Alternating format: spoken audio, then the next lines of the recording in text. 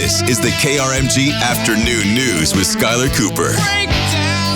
Go ahead, give it to me. 5:07, it's time to check in with Broken Arrow City Manager Michael Spurgeon for the BA Breakdown. Michael, good afternoon.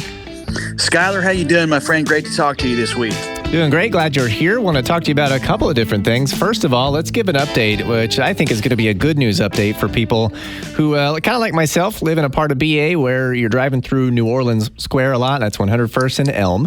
A lot of construction has been going on, as we know. We've covered it here a lot for many months. But as I understand it, it's winding down.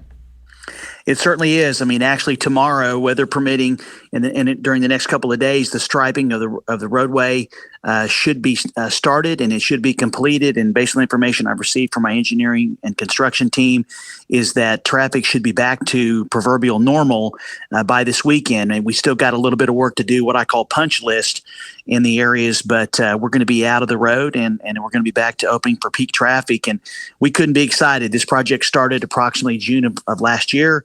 We've had a couple of change orders that have extended the time, but we're pretty close to being able to be on track to complete that within the contract time.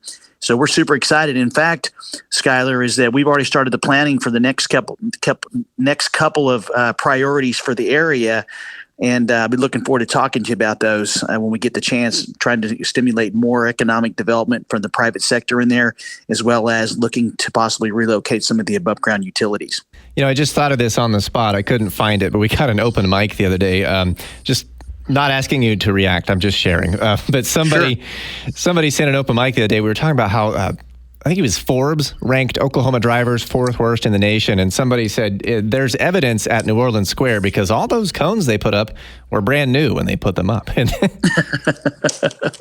Well, I can just say there have been a lot of orange cones. I mean, Washington at 91st and Washington Aspen, there were a lot of cones there. And they can be challenging sometime when you're trying to move them around in order to get work done and protect the workers that have to make the improvements. And so, believe me, no one wants those orange cones. I love orange cones. It represents progress ultimately, but there's no one that wants those orange cones gone more than I do, and probably Vice Mayor Christy Gillespie, because she and I hear the most about making sure this gets taken care of, and we're fully committed. The city is to helping revitalize that area. It's an important part of our town, and I think with what we've done in this investment, as well as trying to promote more private investment, as well as look at relocating some of those above ground utilities, is going to make New Orleans Square continue to be one of the most viable places in our community for people to shop and have leisure. Let's go from there to a couple of miles north and east around Lowe's. That's kind of over off of really almost a county line. And I understand there is the proposed TIF district out there, a tax increment finance district for, is it about more development in that area? I know there's some land east of all of that.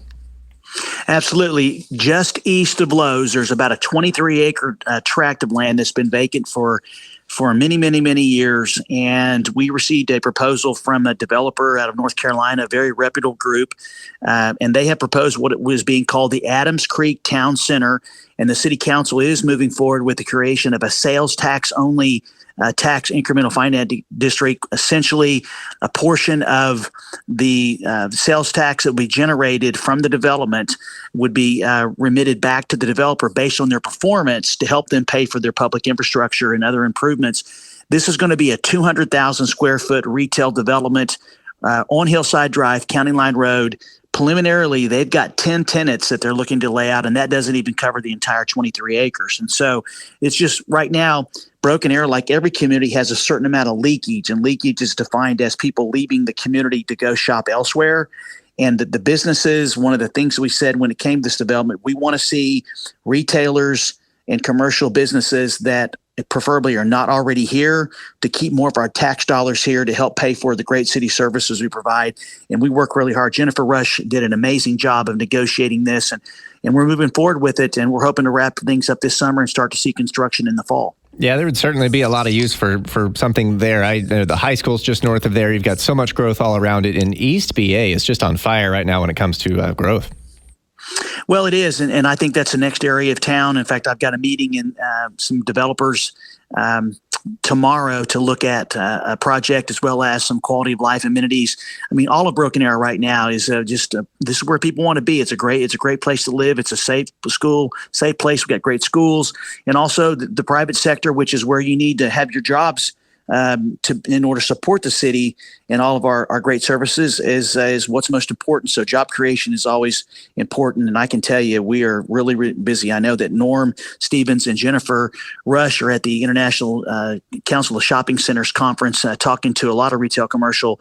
And I'm going to be excited to hear their report because from what I understand is everybody's looking at Broken Arrow, which is super exciting. Sounds like Rooster Days was a success. I didn't make it over there. I was very busy sun up to sundown on my house this weekend, but I could hear the screams of joy on the rides, and I could literally actually smell the corn dogs while I was working on my house, which was kind of torture because I wanted one but couldn't get over there. Did you make it?